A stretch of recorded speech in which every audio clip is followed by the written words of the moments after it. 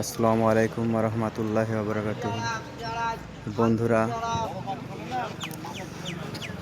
এক ঐতিহাসিক পুরনো কাটরা মসজিদ সম্বন্ধে তোমাদেরকে শোনাবো।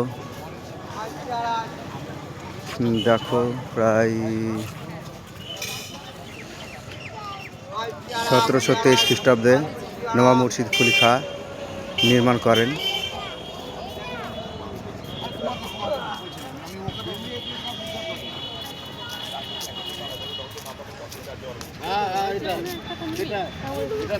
রোববারে আসবে, রোববারে আসুক আমো রোববারে তখন লোক জড়ো করবো ঝামেলা করে।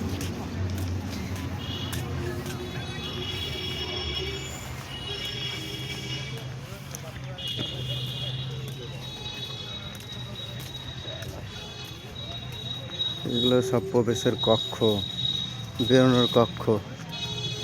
কত সুন্দর সুন্দর ফুল লাগা আছে। এই ঐতিহাসিক জিনিসগুলো আমাকে খুবই দেখতে ভালো লাগে, তাই তোমাদের কাছেও শেয়ার করতে পছন্দ করি।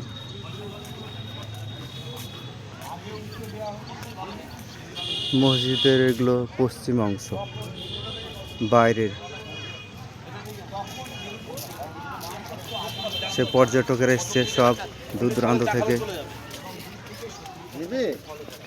নিজা মামনি পড়তে পারবা।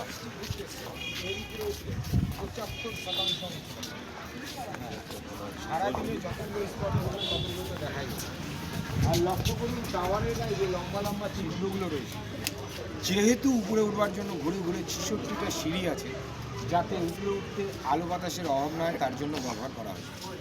তাছাড়া কিন্তু এটা একটা প্রতিরক্ষার জন্য তৈরি করা হয়েছে। আগে যেমন বর্গীদের আক্রমণ ছিল, এটা অ্যাকচুয়াল প্রতিরক্ষার জন্য তৈরি করা হয়েছে। আর এই দোতলা ঘরগুলোকে বলা হয় ছাত্রাবাস বা মুসাফিরখানা। এখানে একসাথে চতুর্বাউন্ডারিতে 700 মৌলবী একই সাথে কিন্তু কোরআন শরীফ পাঠ করে।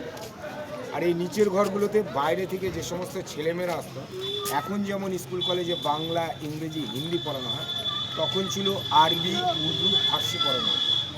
এটা একটা ইসলামিক শিক্ষাকেন্দ্র হিসেবে ব্যবহার করা হতো, যেটাকে বলা হয় মাদ্রাসা। লক্ষ্য করুন দরজার হাইটটাকে শর্ট করা হয়েছে। নবাবরাতে ছিল 6 থেকে 7 ফুট লম্বা। এই নবাব মুর্শিদ কুলি খাঁ লম্বা ছিলেন 6 ফুট 8 ইঞ্চি, আর নবাব সিরাজদৌল্লা ছিলেন 7 ফুট 3 ইঞ্চি। এই কারণেই কোনো মন্দির কিংবা মসজিদে প্রবেশ করতে গেলে তাকে মাথা নিচু করে সম্মান বা সালাম জানিয়ে প্রবেশ করতে হয়, তার জন্য ঘরের হাইটটাকে শর্ট করা হয়েছে।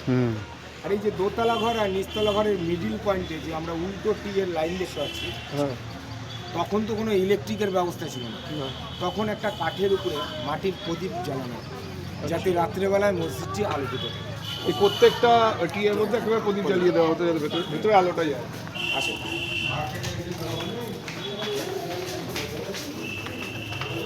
বন্ধুরা, মসজিদের পশ্চিম অংশে কত সুন্দর বাগান।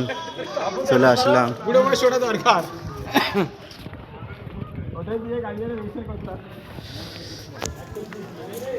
বন্ধুরা, এবার মসজিদের ভিতরে যাব।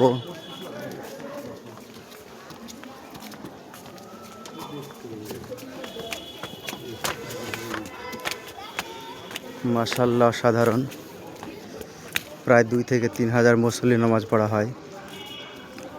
এটা হলো মসজিদের পাশের অংশ, গেট, মেন গেট, ঢোকার প্রবেশদ্বার।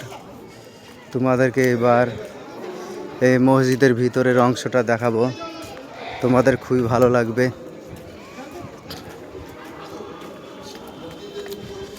মসজিদে প্রবেশের একটা পবিত্র জায়গা, জুতো খুলে প্রবেশ করি।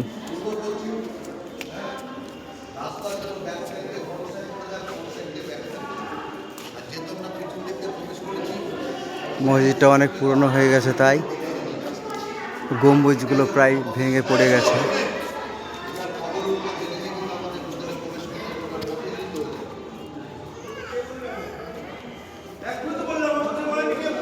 এটা মসজিদের জায়গা। এটা মনে হয় খুতবা দিত, খুতবা ইমাম সাহেব থাকতো।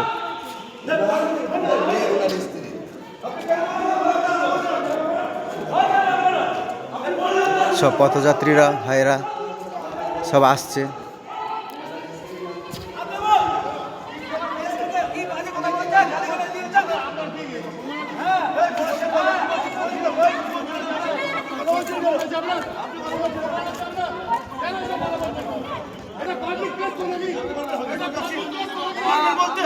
এটা পারিবারিক, এদের কথোপকথন।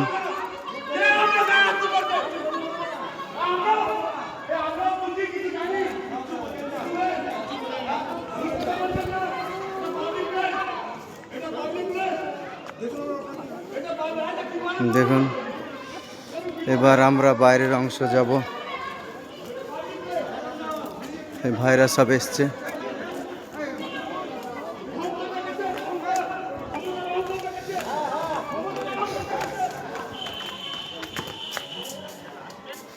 মসজিদের নিচের অংশ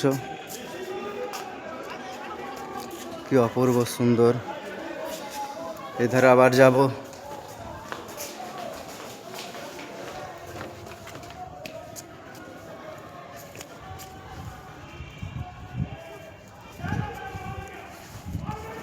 কত বড় অংশ,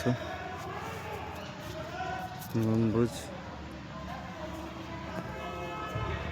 বাইরে বাগান।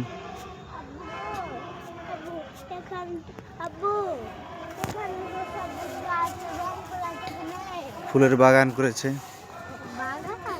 এদের দক্ষিণ দিক, মসজিদের দক্ষিণ দিক।